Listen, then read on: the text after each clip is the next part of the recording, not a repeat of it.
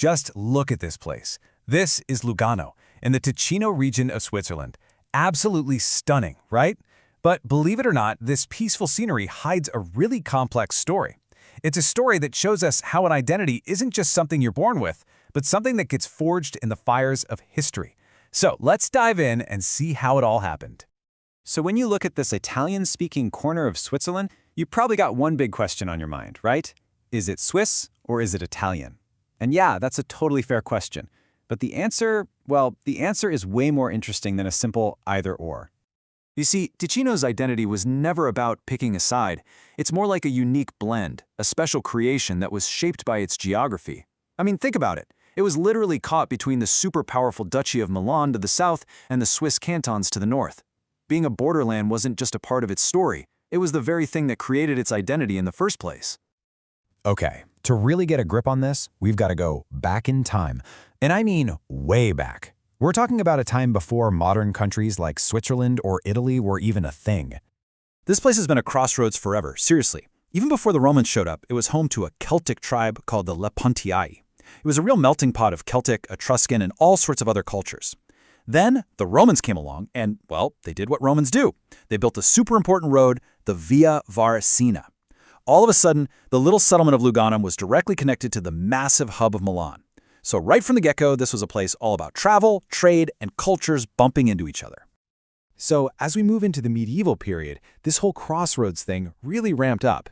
It went from being just a place people passed through to a prize that powerful people were desperate to control.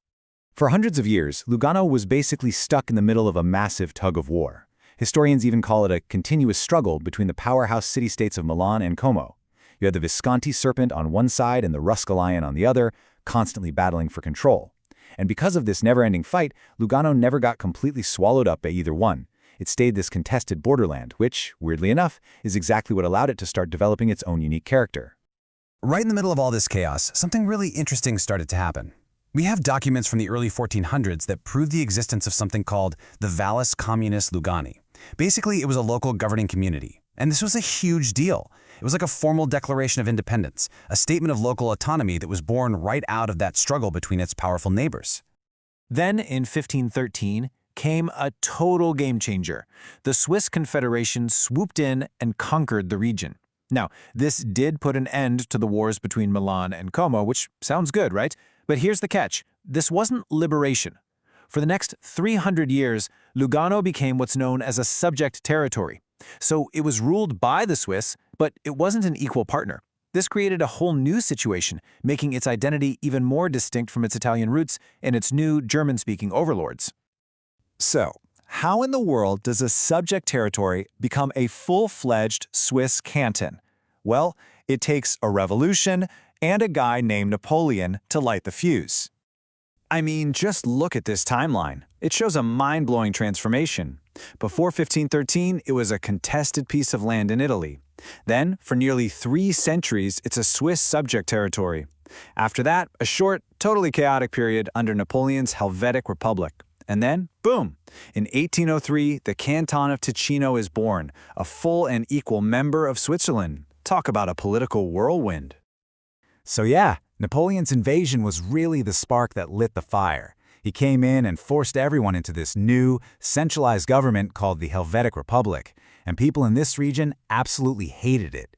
This led to local revolts and a ton of political chaos, which forced Napoleon himself to step in and mediate. And his solution? He basically forced all these historically separate little territories to band together and form one single unit, the modern Canton of Ticino. And this brand new canton didn't waste any time defining itself. During the Risorgimento, that's the big movement for Italian unification, the very liberal-minded Ticino became this super important safe haven for Italian revolutionaries. Now, this caused a ton of diplomatic drama with Austria and even with the rest of Switzerland, but it really cemented the canton's unique political identity as this hub for liberal ideas, once again, shaped by what was happening right across the border. What's so cool is that this unique political journey isn't just in the history books.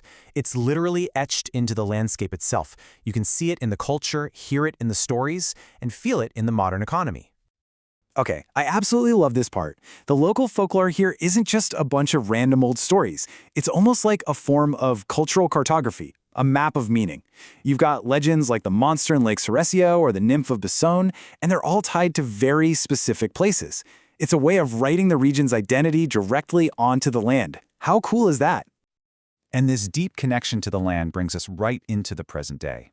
You can really see this culture trying to balance its past with its future. On the one hand, in this really deliberate act of remembrance, they literally encased a rock from a local legend in concrete back in 1951, just to preserve it. But on the other hand, Lugano has become this sleek, modern global hub, a major center for finance and culture. And that right there is the key tension in modern Ticino, holding on to its deep roots while also fully embracing the modern world. And make no mistake, this identity is still a living, breathing thing that people debate. Take the city's coat of arms, for example. For ages, a popular myth said the letters LVGA were tied to some mystical symbols. The reality? Well, a heraldry expert finally proved it's just an abbreviation for Lugano, plain and simple. The same goes for its history. You can look at the 19th century as this liberal story of amazing progress, or you could see it as a conservative story about protecting tradition. The past is never set in stone, it's always up for debate. And maybe the most important thing to remember is that this story is far from over. The whole process of forging this identity, it's still happening, right now, today. You know, there are still so many unwritten chapters in this story. Researchers are digging into the impact of recent town mergers, the huge economic ripple effects of the Gothard Railway, and they're working to share this incredible history with more people around the world, especially in English. The investigation is absolutely still going. You know, there's a quote that just sums this all up perfectly. The identity of this place was born from its position as a crossroads, and that's the same reality that defines it today. It's always navigating its unique place in the world, trying to balance that classic Swiss pragmatism with that enduring Italian passion. So, let's go back to where we started. That big question, is Ticino Swiss or Italian? Well, the real answer is it's Ticinius. Its identity isn't some fixed point on a map, it's an active, ongoing creation, a living legacy of its unbelievable history as a borderland. And it's a powerful reminder, I think, that sometimes the most fascinating identities aren't found in the heartlands, but right there at the crossroads.